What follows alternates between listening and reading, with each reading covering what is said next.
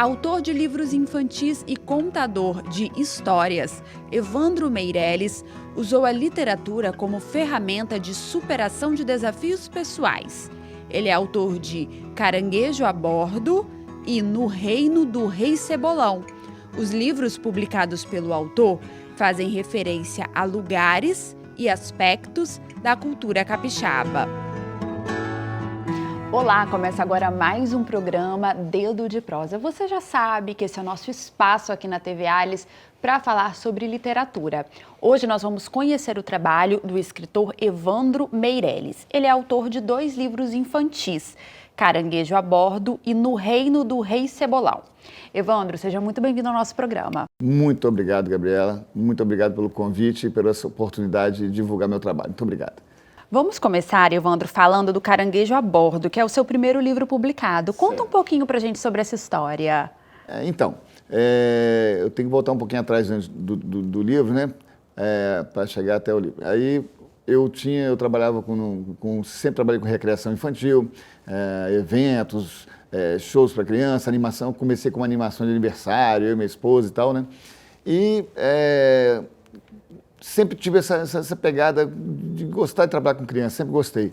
E eu, às vezes, no escritório, quando a gente tinha uma empresa de eventos, eu comecei, assim, no horários ósseos, digamos assim, eu comecei a puxar umas folhas de chamex, aí eu grampeava e comecei a manuscrever algumas histórias. E o primeiro que eu fiz foi esse, Caranguejo a Bordo, porque me remete à minha infância, né? Porque eu sou nascido aqui em Vitória, e na beira do mar, do manguezal e tal.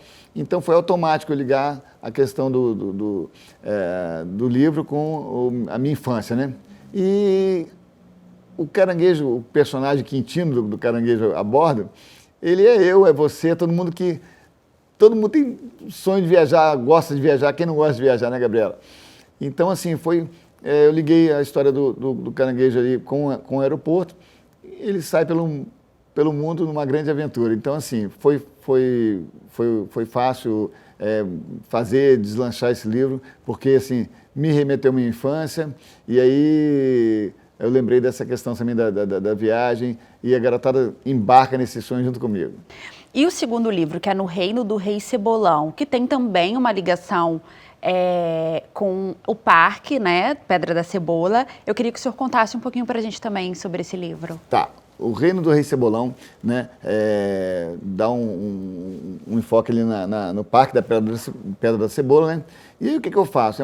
Também é um conto, e que eu, como te falei, eu misturo o conto depois, ao final do livro, com a realidade que é a fundação do parque. Eu sempre fui apaixonado pelo Parque da Pedra da Cebola. E ali, quando eu levava meus filhos, que eram pequenos ali, eu ficava imaginando coisas, né? Mente de escritor, né? O escritor diz que o escritor ele não se contenta com a realidade, né? E diz que a mente também não para, né? Não para, no tempo todo. Tudo que está vivendo ali já está pensando numa história. Basta sentar e ficar aqui sozinho que começa a... É isso aí. Começa a pensar. Aí foi fácil, eu liguei, comecei a bolar a história do parque e tal, e aí é muito bacana, é a história do Henrico, né, que é um menino que mora ao lado do parque, desde a época que ele não era ainda parque. Era um terreno abandonado, né? E um dia, ele no fundo do quintal da casa, a bola cai lá dentro desse terreno abandonado e ele vai lá para procurar a bola. Então ele passa por um buraco na cerca e logo de início ele conhece um gato, que é o gato chamado o gato Faísca, que conduz ele ali por dentro do parque para procurar essa bola. E nisso esse gato conta para ele a história do Reino do Rei Cebolão, que foi um reino que existiu há muitos anos atrás ali no parque. E a história vai se desenrolando. Evandro, agora a gente percebe que os 2 livros que o senhor publicou, eles têm referências muito fortes do nosso estado, né? Vitória e tudo. A questão, por exemplo, o Caranguejo a Bordo, tem a questão do próprio caranguejo manguezal, né, que faz parte, né, da nossa cultura, da nossa geografia, ali no aeroporto também próximo, e no Reino do Rei Cebolão, que tem tudo a ver com o Parque Pedra da Cebola. Eu achei isso muito, muito bacana. Eu queria que o senhor falasse um pouquinho sobre essa relação geográfica também com a cidade. Como eu te falei no início, como eu nasci e fui criado em Vitória, então aqui hoje onde estamos gravando esse programa, aqui era água, né?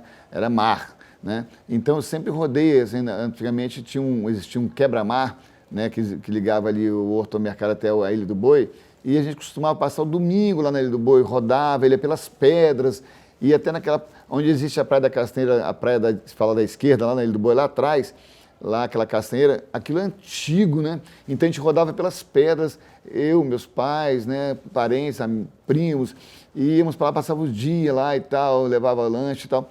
E o mangue lá, onde hoje é São Pedro, aquilo ali era tudo manguezal, aquela chamada curva da morte, né? Aquele morro que curva lá em cima indo para São Pedro. Ali a gente parava o carro, subia a pedra, descia lá embaixo, que era chamada Pedra do Guaxinim ali, né? Aí lá embaixo passava assim, bem beirando a pedra, assim, um rio, né, do manguezal, a gente jogava os famosos gereré, né, criança que não sabe em casa o que é gereré, né, aquele cesto ali com a redinha, com um cordão em cima, né, uma corda, a gente abaixava e via o sirius e tal.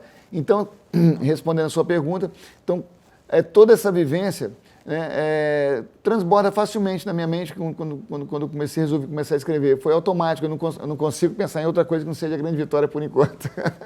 Agora o senhor também leva esses livros diretamente para os seus pequenos leitores, isso, né? Com um trabalho muito legal nas escolas e tudo. Isso. Eu queria que o senhor falasse um pouquinho sobre isso. Como que é a recepção dos seus leitores? Muito legal, Gabriela, muito legal. Assim, ó, aí sai o escritor, né, e entra o contador de histórias, né, porque a gente, em se tratando de uma produção independente, né, a gente tem que se virar nos 30, né, Gabriela?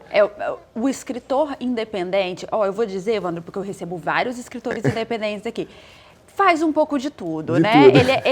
Ele acaba virando assim, toda a equipe envolvida do livro, ele é um pouquinho de tudo. O senhor também. Exatamente. Aí que a gente escreve, né? A gente só não imprime porque, né, nós temos as máquinas, mas a gente faz a criação do livro, manda para a editora que faz a correção, a ilustração, e depois volta para a nossa mão, aí começa, sai daí de sendo, então, o escritor e começa, né, então, o vendedor de livros e o contador de história. E esse trabalho que você perguntou sobre a contação de história em escolas é muito, muito satisfatório, é muito legal. Ontem mesmo eu estava numa escola de Jardim Camburi e o contato direto com as crianças. Por quê?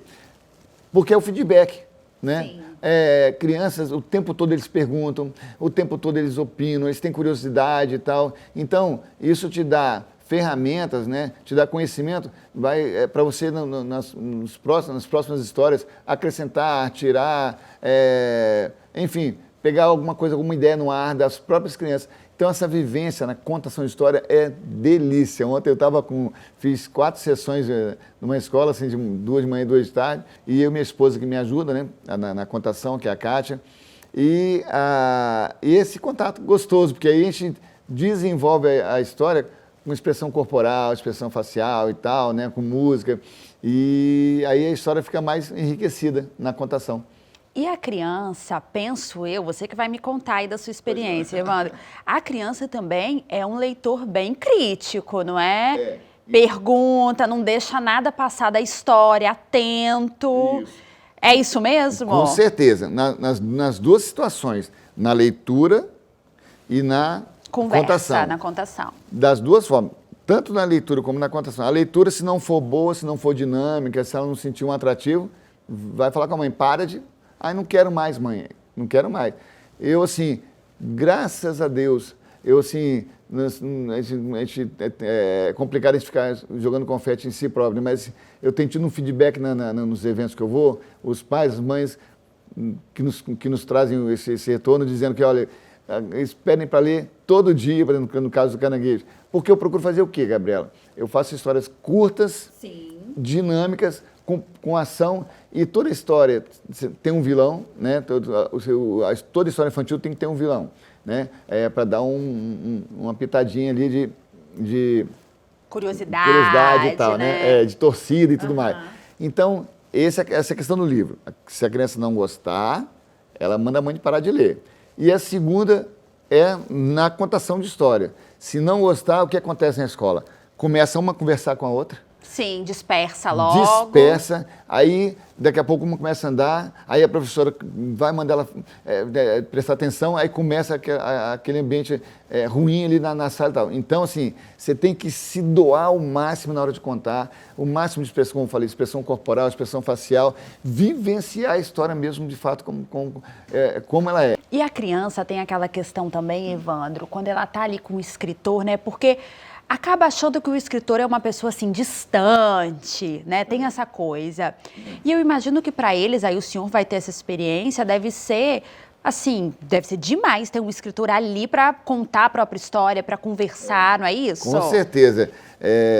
Aí eu agradeço também as professoras, as diretoras, as pedagogas, né, que fazem esse trabalho brilhantemente conosco, quer dizer, falam para as crianças antes de entrarmos na sala da contação, aí explicam que é o próprio autor daquele livro e tal. Então, assim, os autores capixabas estão aí, né, somos muitos autores capixabas infantis, estão aí. Então, atenção escolas, façam uso dos autores capixabas para contar a história na sua escola.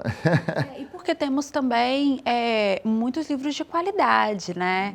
Qualidade tanto da narrativa quanto qualidade também do material, né? Então, isso. É uma oportunidade também de valorizar a nossa produção. Isso. E oportunizar para as crianças esse contato direto com o autor, que eu acho que é potente para incentivar também a leitura. Isso. Em um mundo, Evandro, que a gente sabe que as crianças estão muito nas telas, né, no celular, e você ter esse incentivo com o autor faz toda a diferença. Toda a diferença. Inclusive, meu slogan porque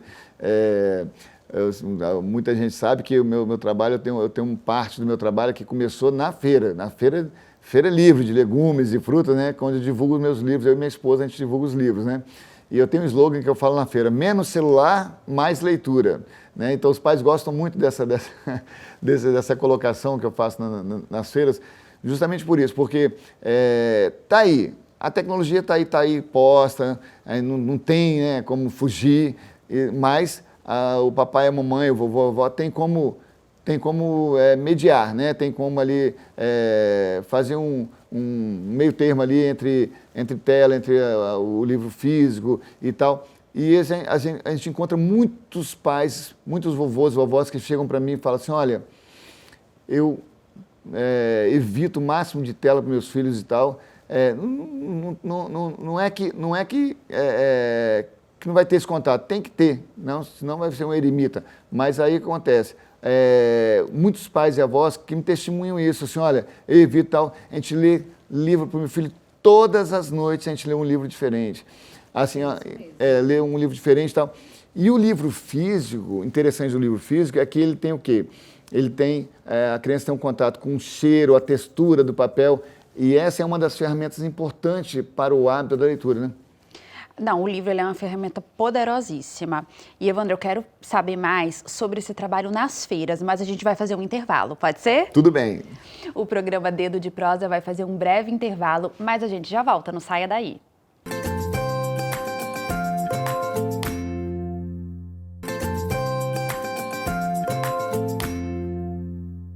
Estamos de volta com o segundo bloco do programa Dedo de Prosa, hoje conhecendo um pouquinho do trabalho do escritor Evandro Meirelles. Ele é autor de 2 livros infantis, Caranguejo a Bordo e No Reino do Rei Cebolão. Evandro, falamos sobre os seus livros, sobre a história, sobre essa questão geográfica também que eles trazem, né, referência da nossa cidade, que é muito legal. O trabalho que o senhor faz nas escolas, com seus leitores críticos, né? E eu queria falar um pouquinho sobre o trabalho que o senhor faz nas feiras, né? De onde surgiu? Porque a gente pensa assim, feira, e eu não estou falando de feira de livro, eu estou falando de feira de verdura, né? A gente fica pensando, feira, eu vou lá vender livro, isso dá certo? Conta um pouco pra gente. Graças a Deus deu certo, Gabi, graças a Deus, porque foi a alternativa que eu tive, eu e minha esposa, e o Léo, nosso filho, de assim, escoar a produção independente. Porque o que é produção independente, para quem não tem esse contato, né, com o mundo literário, a produção do mundo literário?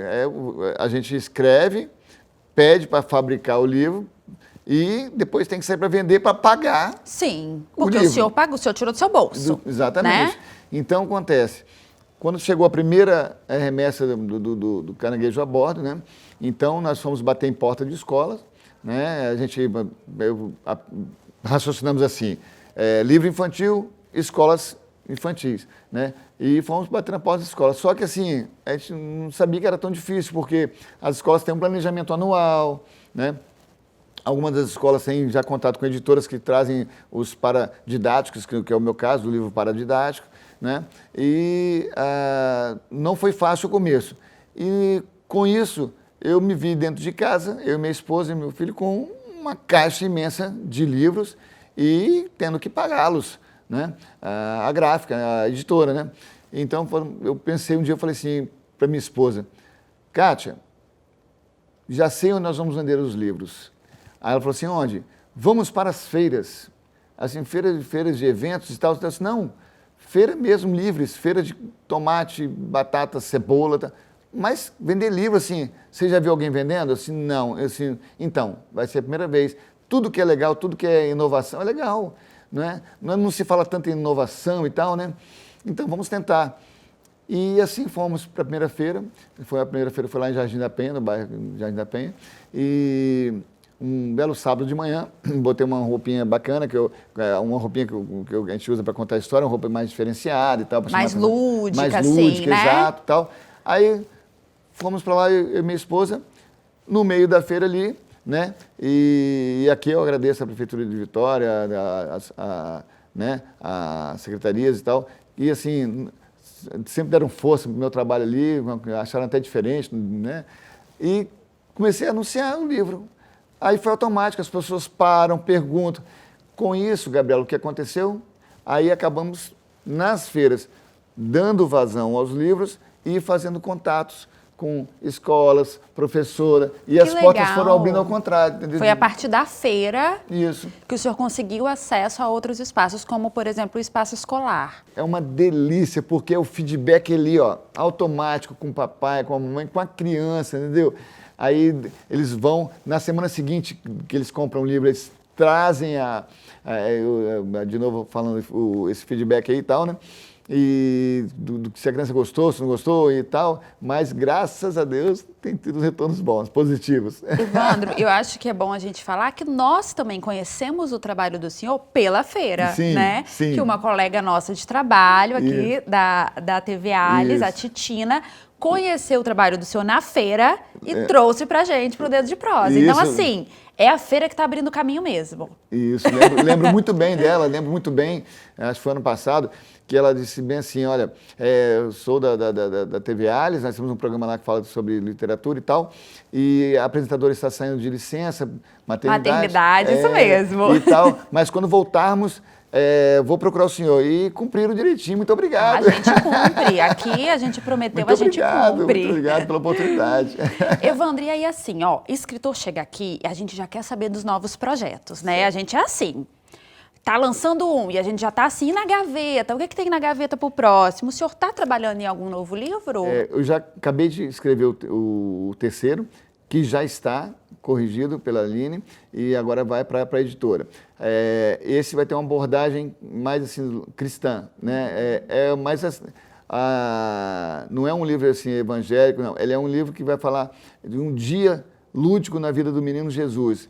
Então, o título provisório, inclusive, é Jesus, o Menino, né? Aí, Jesus, aos 4, 5 anos, porque nós sabemos assim, que os relatos são pouquíssimos da infância de Jesus, pouquíssimos. Tem alguma coisa nessa faixa etária dele de 4, 5 anos, na vila de Nazaré, né, na Galiléia. Então, só que é um dia lúdico, ele com o pai e com a mãe, eles saindo para levar as ovelhas para pastar, ele na carpintaria com o pai, fazendo brinquedos e tal. Muito bacana. Eu falo, é difícil que eu sou suspeito de falar, né? E eu fiquei muito apaixonado porque eu fiquei 3 meses para as histórias sair na minha cabeça. Porque eu tenho um processo, né? Vamos falar daqui a pouco, né? 3 meses eu não consegui começar. Aí até que, numa bela madrugada, o livro veio todo em minha mente, aí no outro dia chamei minha esposa, vamos escrever. Aí Tá pronto. Então, vamos falar um pouquinho desse processo, já que o senhor adiantou, né? O senhor já falou da sua esposa, da Kátia, não é isso? Ela é minha... O seu filho também acompanhou, o senhor está aqui Isso. nos bastidores acompanhando. Então, o senhor tem uma equipe também. Conta um pouquinho sobre esse projeto, sobre como eles te ajudam. Como é um livro independente e tal, né? Então, eu procuro fazer assim, o máximo eu procuro adiantar o máximo no projeto, assim, de dar tudo mastigadinho para a editora, porque quanto menos trabalho der para eles, né, mais barato vai ficar. Reduz o seu custo, tá Reduz o certo? custo. Eu já mando os livros divididos por páginas, e aí tem a questão minha, pessoal, como escritor, porque eu não gosto de misturar a emoção de uma página com a outra. Então, assim, se eu mandar o texto tudo junto, eles vão dividir do jeito que eu imaginei. Então, para não ficar depois mexendo, troca, faz assim, faz... Eu já mando por página e no rodapé eu já mando a ilustração do jeito que eu quero. Sim. Discriminação da ilustração. Quero assim, assim, assim, assim. Bom, então o processo é como? Primeira história, eu tenho que fechar ela toda na minha cabeça, né? Aí eu penso, aí eu vou corrigindo numa pauta imaginária e até que eu tenha a história toda prontinha, eu estou seguro de que é ela. Aí um belo dia, quando está só eu e minha esposa em casa, aí eu chamo ela, a gente senta na mesa e ela vai manuscrevendo. Olha que interessante. É um trabalho bem artesanal, porque ela tem paciência comigo, que eu acho que outra pessoa não teria. Ela tem a paciência que faz uma frase, faz uma linha, aí eu falo assim, não, para, risca aí, risca. Tal, escreve isso, tal. Ficou melhor. Aí tá, depois que fez tudo, aí sim, aí eu chamo meu filho, que é o Leonardo, que ele é o nosso produtor, ele me dá toda a assessoria na área de acessibilidade, digitação, a parte técnica, até mandar para a editora, né?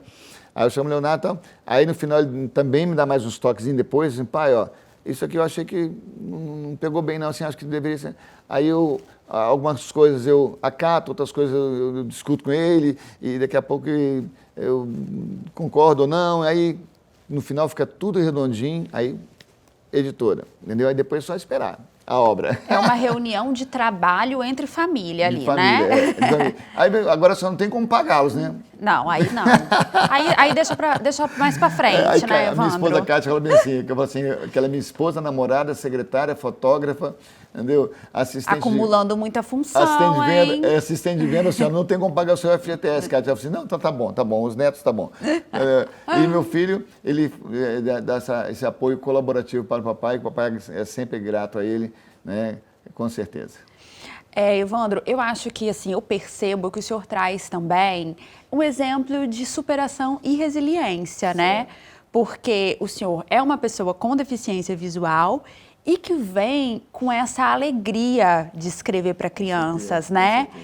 Apesar dos desafios. Eu queria que o senhor falasse um pouquinho sobre essa superação. Olha, quando eu perdi a visão por causa de uma doença chamada glaucoma, né? Então, aí fica aqui já um recado, quando você for ao oftalmologista, né, que eles sempre medem a pressão intraocular, mas se de repente for um dia corrido, ele não medir assim, ó, mede a pressão dos olhos, porque o glaucoma é o aumento da pressão intraocular. Então, quando eu perdi a visão, há 15 anos atrás, o primeiro ano foi muito difícil, né? Assim, às vezes eu penso, poxa, hoje eu sou mais feliz... Olha, muito difícil. O primeiro ano foi muito difícil. É o chamado, os psicólogos chamam de luto, né? Sim. Quando você tem a perda de algo, você tem que passar pelo luto, né? Seja de patrimônio, seja de ente querido, seja de algum membro do seu corpo, você tem o luto. Então, esse luto não foi fácil e tal. Ao final de quase completando o ano, e aí veio uma ideia de uma amiga para a Kátia minha esposa, fabricar brigadeiros. Ela fabrica brigadeiros multissabores, né? Ela faz, né? Encomenda para festa, essas coisas. E aí, ela deu essa ideia para a Kátia e se propôs a ensiná-la a fazer e tal. Menina, e aí, mas nós vamos vender onde, Kátia? Aí vem a história da rua de novo, né? Aí fomos para a porta da escola do Léo. Assim, nós vamos buscar o Léo 11 horas da manhã, levamos um tabuleirinho de doce e vamos vender, né? Na pior das hipóteses, né? Já tínhamos que ir até lá. E aí durante um bom tempo, na porta-escola, tivemos um barraquinho na feira de Jardim da Penha e tal. Bom, mas supriu, passei o meu luto, foi bênção, aí me trouxe uma nova vida, só pelo fato de sair para comprar material para os brigadeiros com a Kátia, a gente tinha que comprar material aqui e ali, e embalagem e tal, e produtos para fabricar, e pronto, renasci.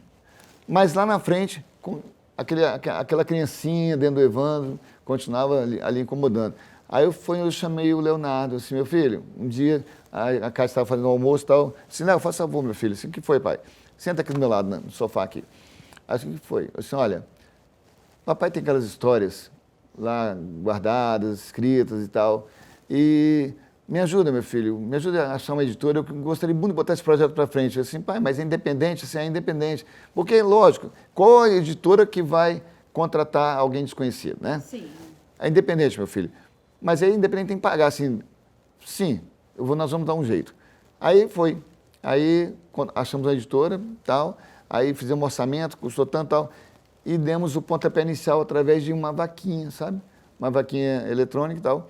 Não foi muito sucesso a vaquinha na internet, mas os amigos do entorno, né, irmãos da igreja, amigos e tal, aí começaram a apostar. Eu falei da dificuldade de lançar o livro e tal, e foi um parto, até chegar na última hora, assim, ainda faltou um pedacinho para chegar no projeto.